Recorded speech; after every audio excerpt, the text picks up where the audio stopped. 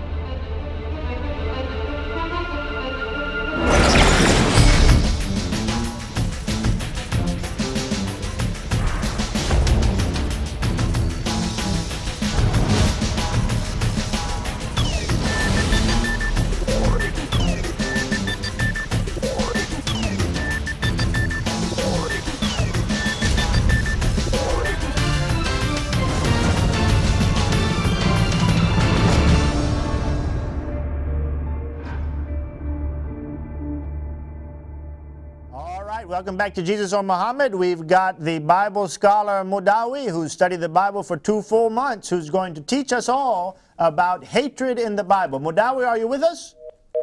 Oh! No, call back. Mudawi, please call us back. We want to hear from you. You're going to prove to us how the Bible is filled with hatred. And before we go down that route, here again, classic Muslim apologetic tool. We present a program proving that Islam, and we haven't even really gotten into the Hadith and to the Quran. I mean, you know, you got Surah 560, Allah changed Jews into apes and swine. You got Sahih al-Bukhari, volume 4, number 176. Allah's apostle said, you Muslims will fight the Jews till some of them hide behind stones, and the stones will betray them, saying, oh, Abdullah, there is a Jew hiding behind me, so come and slay him. But Christianity... it's filled with hate. But Christianity. Yeah. And we're a bunch Think about this. We lay down a very clear case. Muslims say, but Hitler, he's a Christian. Think about this. We point out something about Osama bin Laden. We're not tying his actions to Islam. He's tying his actions to Islam. Absolutely. He's saying, I'm acting in the name of Islam, and here are the teachings that support it. And we open up your Muslim sources, and he's absolutely right. He's absolutely right about what Islam teaches. And we point this out, and Muslims say, but what about Hitler? In other words, they don't answer the objection. They don't answer what their sources say. They just say, well, but what about Hitler? He's a Christian. Then we respond, and we say, actually, Hitler wasn't a Christian at all. He hated Christianity. He hated the doctrine of the Christianity. He hated the doctrine of the Incarnation. He hated the doctrine of the Trinity. Who does this remind you of? And then we point out that Muslims were intimately involved in the Holocaust itself, and we tie this to the teachings of Islam. And what do Muslims say? But I can show you the Bible's filled with hate. Can you ever actually answer an objection? Can you do it? I mean, think about this. I pointed out a very specific problem. Very specific problem. According to Muslims, according to your sources, according to Muhammad himself, if someone forms an alliance against you, you can slaughter them. You can slaughter them, rape their women, and slave their children. That's what you can do if someone tries to form an alliance against you. The Muslims during World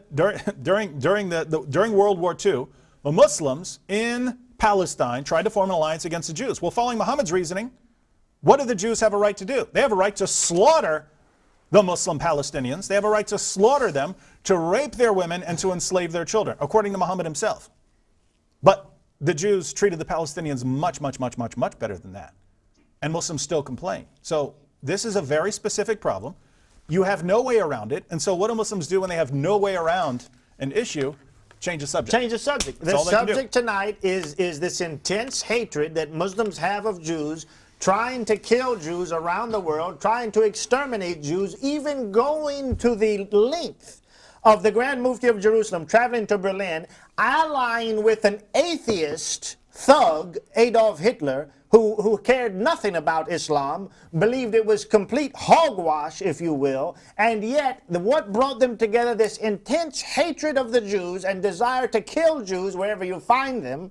By the way, that's a passage in the Quran, isn't it? Well, Surah 9:5 is the mushrikeen, but Surah 9:29, you're to fight against them until they essentially become a Muslim or until they are humiliated. May Allah curse them. Allah himself fights against the Jews in Surah 9:30, right after Surah 9:29. But Christianity... Oh, well, there you go. You see, you have Madawi calls us in.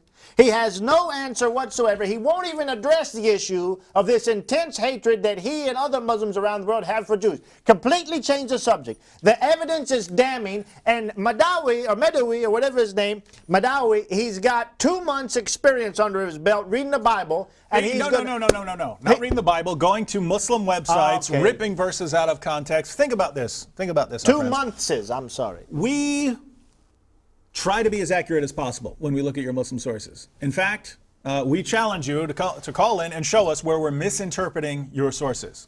What did Muhammad mean when he said, fight those who do not believe in Surah 9:29? Well, I'll tell you what he meant. He meant fight those who do not believe. He meant exactly what he said. When Muhammad said in Sahih al-Bukhari and Sahih Muslim, I've been commanded to fight people until they say, La ilaha illallah. He's been commanded to fight people until they become Muslims. What did he mean?